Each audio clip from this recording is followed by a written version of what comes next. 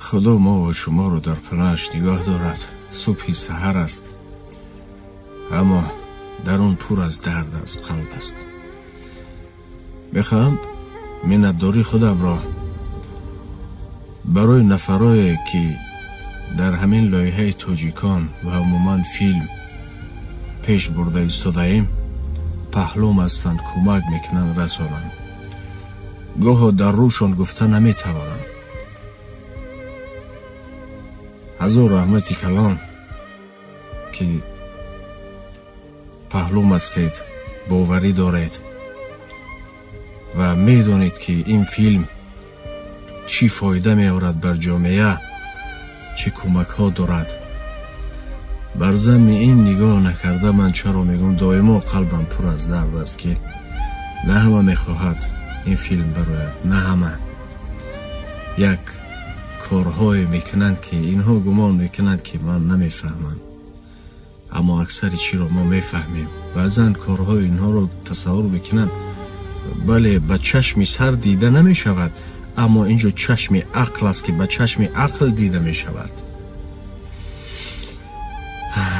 متاسفانه بسیاری آدم ها نه پروای رودکی دارد و نه پروای سامانی دارد و نه پروای کسی دیگر. امروزه دیگرش جو شد و بس. رو خوش آمد میگود، خوب میگود، به مانندی بعدا نفرات ها خوب میگود، اما به مانندی سگ انسان رو میدماند. یا که بعدا خوب میگود. مثال عادی این مثال است: ماشین رو میدید اما میگد از درهایش درآبرا نکن، از بگاژ از پشت درآبرا کن. در حیرت میمونی که چیکار کنی.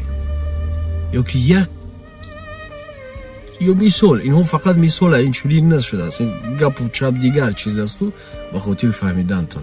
یا بگید ها کمک میکنم، اما رفت شخصا خودت فلان چیز رو از من نمیدونم شویتساری است می پرتغالی است میگیر بنام گویو. خیلی به هر حال اینها ما رو قوی میکنن، چون میگفت هرچی ما میخوایم آن نمیشود، هرچی خدا میخواهد آن میشود و همان خدا از قلب ما آگاه است. به این نوار خواستیم که منتداری خودمون رو بیان کنیم برای بعدا نفرهایی که پهلوان هستند، بعدا نفران مالی پهلوان هستند، بعدا نفران بودنشان بس است، چون که همان ها هستند که دیگر رو حتی نزدیک نمیکنند. و بعدا نفرهای دیگر همه هر سمت هر گونه که پهلوان هستند که کمکشان میرسد و گردپور هستیم و گردپوری اونها گاه قدم میمانیم، کار میکنیم، وگرنه از دست بعضن اژدهارهایی که نمیخوان فیلم ها برای نمیخوان که ملت تاجیک پیش رود. بسیار همین زیرمی صبح از سحر است، از صبح خستم باور کنی چای نخوردم. چای یگون سحری من یاد ندارم، چای یک دو سه بولشکه میخورم، بخیزم سمتی کار، گاه شبها 2 ساعت حتی 1 ساعت گاه خوابم نمیکنیم. من اینه برای آن نمیگم که دلتون برای من سوزم. بسیاری آدمایی که هستن که دست میگن، نفرایی که دست به سو میکنن تا که دانن که اخیر ما ننشستم که همین طور باور کنید همین حتی همین پوچکم هم کشم، حتی راه گشتن نمیتونم. همین پوچکم بتون معیب است، از ضرب این طرف مشق میکنم، از این طرف میگم، از این طرف این دستون بینه بطور لچینی پی کپلینیتسه است.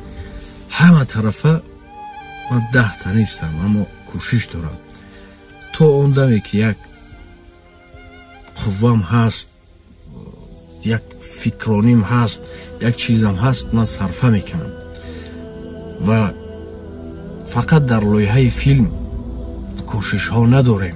یا یک چیزی دیگر هم بابا جان غفور فناف یک برنامه کرده بودیم، یادم میرسد، دائما میگفتیم هر کاری بزرگ، هر کاری که خوب است روش پر از خور است، برای همون طاقت میکنیم. بابا جان غفورов که وقتی نزد استالین میبراید بس شب تا سحر دمو وокзал میشینه بیچاره، تو پاییز دوشنبه اومدنه تا سحر دمو وокзал میشینه. بزرگا رو میخونه دادم راست دیگه با بیچشمش جوری میشه. ما هیچ خدا شده هیچ کار نکردیم. غیر از فیلمی توجیکان که کار کرده ایستادیم، کتابی توجیکان رو ما ساده کرده از 20 چند دوره هست، ما علاکه 8 دوره آمدیم. یک بسیار چیزی عجایب است. باور دارم که با همه پیسند میبید. یعنی به خاطر فهمیدنتون از تاجیکی به تاجیکی با ترجمه داریم. مثلا 20 ورق میخوانن استادها، برای ما 2 ورق ترجمه میکنن. یعنی که ساده کرده برای مردم میفهمونیم. دوره به دوره تقسیم کردگیم. بسیار زیبا است که گمان میکنم که در هر مثلا دوشنبه میروید، در دوشنبه خوجند میبید، از اینجا من نمیدونم یک شهر دیگر میروید، گوش کنون میروید، بسیار فایده میارد. این آینده بسیار نتیجه خوب میدهد. دوم، چند برنامه هایی که برای کودکانه تصمیم داریم که برنامه های کودکانه نیست، برای تربیه کردن کودکان، زنان. غیر از این زنده کردن بزرگان در شبکه‌های اجتماعی چی قدر مبارزه ها رفته ایستاده. سویدی تمامی بزرگای ما رو گرفته ایستاده. ما کوشش داریم که روسیشون کنیم. روسی برنامه کرده و سر داده و چند لایحه قطعی کار کرده ایستادیم. همه طرفه، این طرفه، آن طرفه. برای همون گاه فهمید ما رو. بسیار چیو هست که میخوام بگویم اما گفته نمیتوانم، یا که بعدا بعد نگوین که اولی هیچ کار نکرده منت میکنی. فقط در رحم دعا کنید که تو که خداوند صبر مطیعت و ببینید که در همین طول چندین کارها دائما کوشش میکنیم که از شما دعا طلب کنیم. دائما کوشش کردیم از شما پول نپرسیدیم که تو که منت ما نکنید. دعا کنید در حق من و خداوند صبر مطیعت، خداوند کشایش کار مدیت تا که به مقصد من برسیم. و هر کار مقصد گذاشتیم چند مرتبه به خوبی به هدف ما رسیدیم، چون خدا از قلب من آگاه است.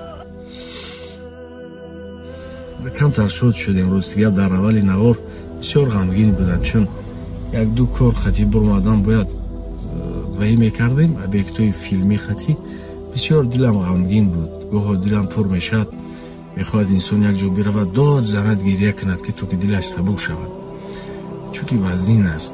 برای همه چیز برداشتن وزنین است. برای ما گاه کارامو خفا میماند. همه کارو پول اجرا کرده نمیتواند. خدا نگهبانتان. دعا کنید در رحمان تا هستیم یک فایده برای جامعه، برای ملت بیاریم.